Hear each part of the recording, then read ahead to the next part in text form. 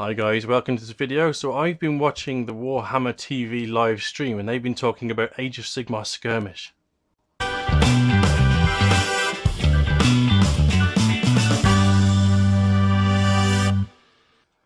Right, so this has me pretty excited. I've written some notes as I was watching because I wanted to basically just let you guys know, because you know me, I love a good skirmish game. I've explained that before, and I'm a big fan of Age of Sigmar, and amazingly they've basically made Age of Sigmar into a skirmish game. I know it's based on a free rule set, or one that's been worked out by the community, but they've taken it under their own wing and made it into their own game. So, start at the top. Pre-order, it's going up for pre-order this week, and the book is £6. They didn't confirm whether it was available in the Age of Sigmar app or not, but £6, you can't really grumble at that, right? They did say there was going to be a box set, obviously not for £6. And that's going to include a couple of factions and some terrain as well. Whether that's going to be the same terrain we've seen before, just reboxed, I don't know. But that's pretty cool. So basically you're building two warbands. Each model or warband has been given renown points, essentially renown. It's essentially the point system. And that's what you build your warband from. Now units in this are listed with renown for each model in the unit, and each unit is 1+, so basically you can take one model from each. The only restriction, as far as they could say, was that it's going to be from Grand Alliances, so you can't mix your Grand Alliances, but other than that, seems like a complete free-for-all. Okay, what they did say is plastic models only, or rather the only ones that are included are the ones that are plastic kits. The reason for that is because they're trying to use it as a method of getting people playing in the stores. So they want people to be able to go in there, pick up a box off the shelf, build it up, and play a game while they're in there. A bit like what people did with Shadow Wars. Right, when you've finished a game, you get renown, but we'll come to that in a moment. So basically, you're playing scenarios. You have between 5 and 20 models. One of them has to be a hero, so that's pretty cool, which is your leader. Any models lost, and the whole warband start taking battle shocks based on the whole thing. So if you fail, you have to choose which models go. So let's say you fail a battle shock test by 2.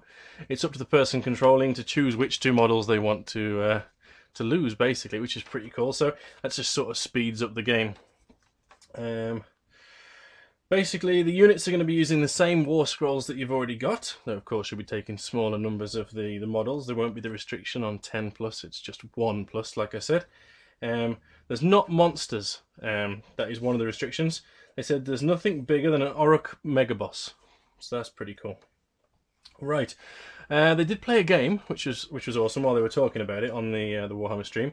And one thing it featured, which I absolutely loved, they were playing the Seize the Relic scenario. And what it has is, if you've ever played games on the PC, like, forget what it's called. It was a mod for Armour 3. It's based on that Japanese film where the school kids are trying to kill each other. The name is just completely gone. Let me know down in the comments if you can think of what the name is.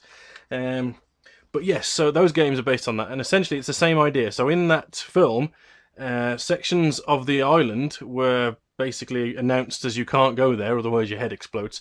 In this, the table was getting smaller, so sections, they were trying to get something in the corner, and the opposite corner and the opposite sides were basically shrinking in. And I think there was mortal wounds were given to models that were in that section at the end of the turns. So the idea is it's sort of forcing the models together, which is pretty awesome. I really like that idea. The fluff behind it was that it was a storm that was coming in, and the models are having to get closer and closer to this relic, which they were trying to hold by having a number of models within, I think it was 3 or 6 inches. But yeah, it was pretty cool.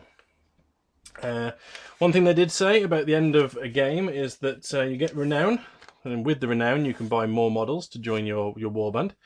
The winner gets 10 renown plus 3d6, and the loser gets 6 plus 2d6. So of course, if you've lost and you're rolling really hot, you can actually end up getting more than the winner, or at least very close to it. that's about all we have. So I'm really looking forward to it. What they haven't done is they haven't gone basically Mordheim with the modern factions. So I'm really grateful of that, because of course I was really excited about playing Shadow Wars, and then they just released Necromunda with extra factions, which was a bit upsetting, to be honest.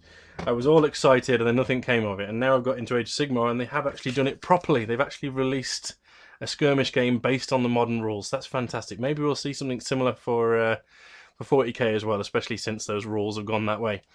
Right, so basically I just wanted to share that with you guys. Hopefully I've got all the information across. Hopefully the video hasn't been too long.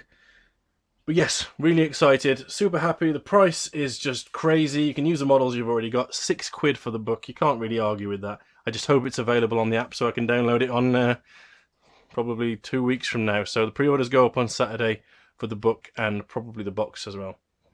It's yeah, it's looking absolutely awesome. I am properly excited about this one. I think we'll see it on this table. I mean, these stuff hopefully will be more usable than they are in Age of Sigmar, because it will be just smaller. Oh, it's based on a 4x4 table as well, so that's pretty cool. Smaller tables, smaller warbands, quicker games. Apparently you can get a game in between 20 minutes to half an hour, so that's absolutely brilliant. And they're hoping to run, I think they're hoping to run tournaments or campaign days where you get loads and loads of games in, so that's pretty awesome. Right, I've rambled on for far too long. Let me know down in the description what you think of the new game, if you're excited about getting into it.